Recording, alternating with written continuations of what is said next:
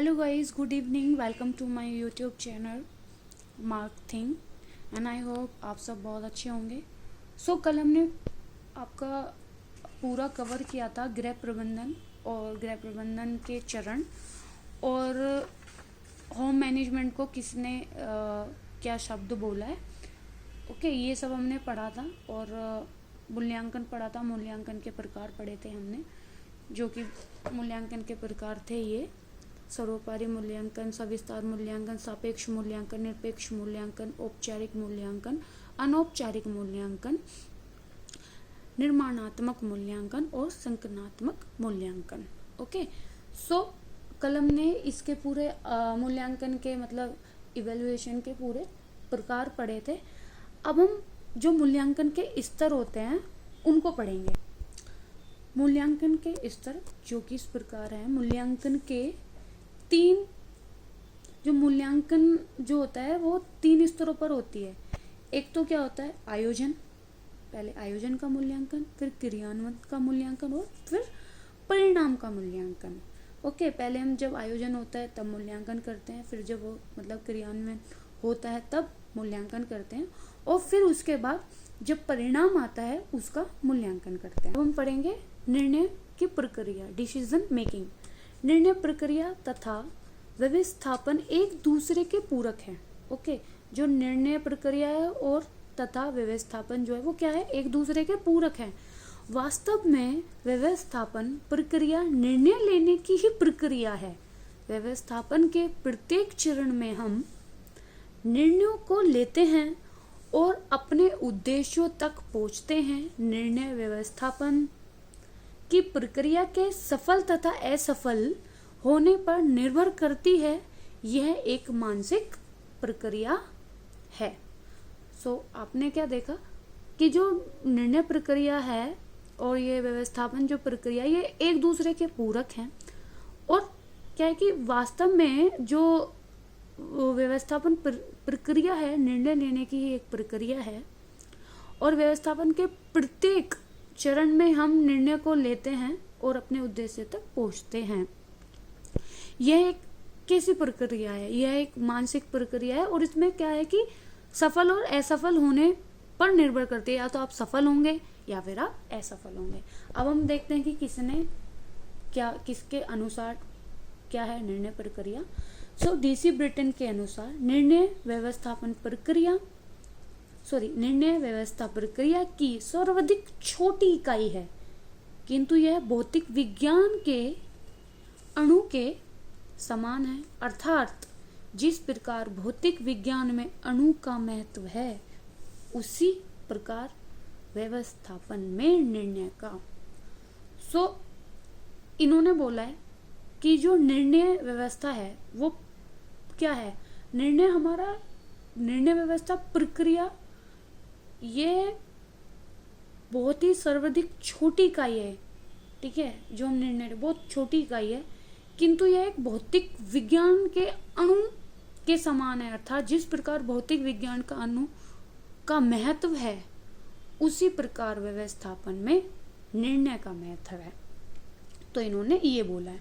अब हम देखते हैं ग्रोस एंड कैंडल के अनुसार इन्होंने क्या बोला है। इन्होंने निर्णय लेने को बोला है प्रबंध का हृदय। अगर आपको क्वेश्चन आता है कि निर्णय लेने को प्रबंधन का हृदय किसने बोला है, तो आप तुरंत बोलेंगे कि ग्रोस एंड कैंडल ने बोला है।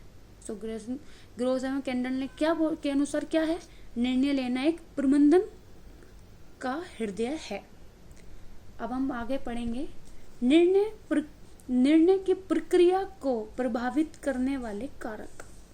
फर्स्ट, निर्णय की स्थायी प्रकृति। जो हमारा निर्णय है उसकी प्रकृति कैसी होनी चाहिए, स्थायी होनी चाहिए।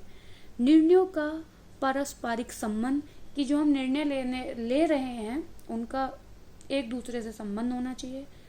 निर्णयकर्ता की समय संबंधी विचारधारा, कि जो वो निर्णय ले रहा है वो समय को देख के ले रहा है, कि विचारधारा उसकी ऐसी होनी चाहिए। पारिवारिक विशेषता, परिवार को उसकी विशेषताओं से पता होनी चाहिए। पारिवारिक संसाधन, कि परिवार हमारे जितने भी संसाधन है हमारे परिवार में उसको देखते हुए निर्णय लेना चाहिए। संस्कृति एवं महत्वाकांक्षा की संस्कृति और दूसरे की महत्वाकांक्षा को देखते हुए निर्णय लेना चाहिए। उपलब्ध वस्तुओं के बारे में जानकारी, और क्या क्या हमारे पास जो संसाधन है या फिर वस्तुएं हैं क्या क्या उपलब्ध हैं उनके बारे में हमें सारी जानकारी होनी चाहिए। तो ये है निर्णय की प्रक्रिया को जो कारक प्रभावित करते हैं।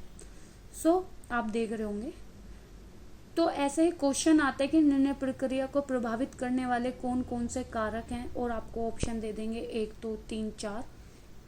ओके, इसमें से 3 गलत होंगे, 1 सही होगा, या फिर आपको 2 सही दे देंगे और फिर दे देंगे आपको, या फिर मैचिंग करने को आपको दे देंगे। ओके, आई होप आपको इतना समझ आया होगा। अब हम आगे बढ़ते हैं। आगे हम देखेंगे एक ये कोटेशन है, मतलब ये क्या है ये देख लेते हैं पूरा। डेल्फिन डिसीजन मेकिंग ये क्या है? ये डेल्फिन डिसीजन मेकिंग जो है ये इम्पोर्टेंट है, आप प्लीज इसको समझिएगा। इस प्रकार के निर्णय प्रक्रिया में व्यक्ति के आमने सामने होने की जरूरत नहीं होती है। इसमें समस्या को जानकर उस समस्या से जुड़े क्षेत्र विशेषज्ञ लिखित माध्यमों द्वारा अपनी बातों को रखते हैं और समस्या का समाधान करते हैं। ये क्या है? डेल्फिन डिसीजन मेकिंग क्या है? इसमें निर्णय प्रक्रिया जो होती है ना, इसमें ये नहीं कि व्यक्ति जो है वो आमने सामने हो। इसमें जो समस्या होती है उनको जानकर उससे जुड़े जो भी विशेषज्ञ होते हैं ना, वो लिखित माध्यमों द्वारा अपनी बातों को रखते हैं और समस्या का क्या करते हैं? समाधान करते हैं। हम पढ़ते हैं निर्णय के कितने प्रकार हैं। ओके, निर्णय कितने प्रकार के होते हैं? निर्णय जब हम लेते हैं कितने प्रकार के होते हैं? वो एक होता है व्यक्तिगत निर्णय, सामूहिक निर्णय, नैतिक मतलब आधारभूत निर्णय, आपातकालीन निर्णय जो कि अचानक से लिए जाते हैं, आकस्मिक निर्णय होते हैं, कार्यक्रमात्मक निर्णय, अकार्यक्रमात्मक निर्णय। ओके, आज हम इतना ही पढ़ेंगे। कल हम ये सब पूरा पढ़ेंगे कि क्या मतलब जो इसमें इम्पोर्टेंट होता है कि कौन सा निर्णय होता है जो कि जिससे क्वेश्चन बनते हैं, वो हम सब करेंगे। और जैसे ही ये पूरा मतलब जो चैप्टर होगा ये खत्म होगा, फिनिश होगा, उसके फिर हम क्या करेंगे? क्वेश्चंस करेंगे।